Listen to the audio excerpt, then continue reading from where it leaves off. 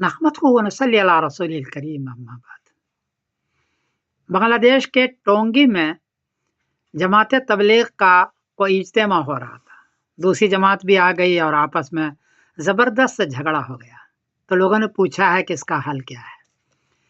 जवाबन हक अर्ज़ यह है कि पहली बात इसको याद रखें कि एक जमात वाला अगर कहीं इज्तिमा कर रहा है तो कोरा डाल लें, जिसका कोरा में निकले वो करे।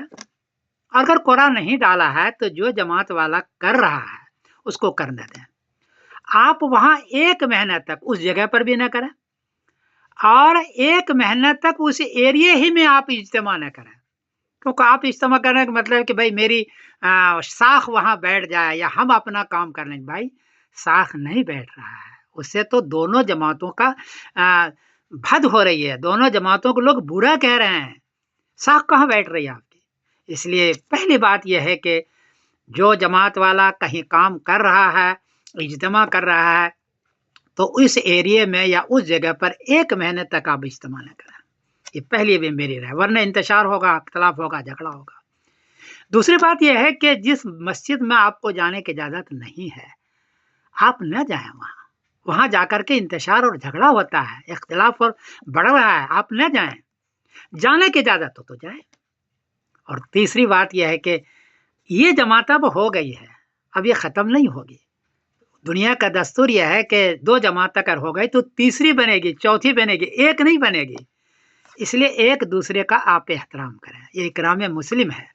जमातों में इकराम मुस्लिम एक बड़ी चीज़ है। आप दूसरों के इकराम के साथ साथ अपने भाई का जो दूसरी जमात है उसका इकराम करें आप, इससे आपका बढ़ेगा, वरना आपका इंतशार होगा, लड़ाई होगा, झगड़ा होगा और दोनों जमातों को लोग बुरा कहेंगे। बुजुर्गों को चाहिए, दोनों के बुजुर्गों का के अपनी हिदायत में इसका जिक्र करें, बल्कि इसकी ताकीद करें। और चौथी बात यह है कि कोई बात अगर कहनी हो तो पहले देखें कि आयत है या हदीस है या कौल सहाबी है, कौल ताबी है, वो पहले तलाश करें, तलाश करके अपने बयानात में करें। और वो अगर आयत जिहाद का है तो बताएं कि जिहाद की आयत है। अगर वो आयत है आपके जमात में निकलने का तो बताएं कि जमात में निकलने का है। लेकिन अगर जमात में निकलने की वो आयत नहीं है, जिहाद की आयत है, तो आप उसको जमात के निकलने पर चश्मा न करें। मैं देख रहा हूँ कि उलमा में इससे बड़ा इंतशार होता है, आप कहे उलमा में कोई इंतशार में डाल रहे हैं। और 5वीं बात यह है कि कोई इज्तिमाई फतवा है हमारे बुजुर्गों का, उसके खिलाफ आप फतवा न दें, उसके खिलाफ अपनी राय पेश न करें, उसके खिलाफ आप कोई ऐसी बात न कहें कि लोग आपके उलमा को तशवीश हो जाए, इसका ख्याल रखें आप। और 5वीं बात यह है कि अपने बयानों के अंदर मकातिब का, मदारिस का, खानकाहों का, इनका बड़ा रोल रहा है तबलीग करने में, इसको लेके चलें, उसकी भी तारीफ करें कि वो भी हैं, हम भी हैं। सिर्फ अपने ही कि सिर्फ हम ही हैं और वो नहीं है, ऐसा इशारतन के नायतन भी न किया करें, बल्कि उनको लेके चलेंगे तो वो आपके साथ होंगे, आपके मावन बनेंगे और आपके काम की तरक्की होगी। उनको काटेंगे, उसको लेके नहीं चलेंगे तो आपके काम की तरक्की नहीं होगी, बल्कि आप तनज़्ज़ुली पर चले जाएंगे। तो ये चंद 4-5 गुजारिशात थी, इसको लेके चलेंगे तो इंशाअल्लाह जी इसकी तरक्की होगी।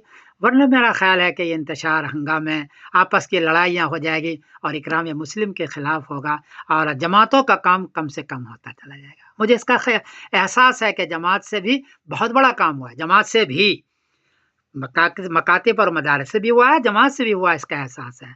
लेकिन आपस के इंतशार से इस वक्त ये परेशानियों का बाइस बाज़ मरतबा हो जाता है।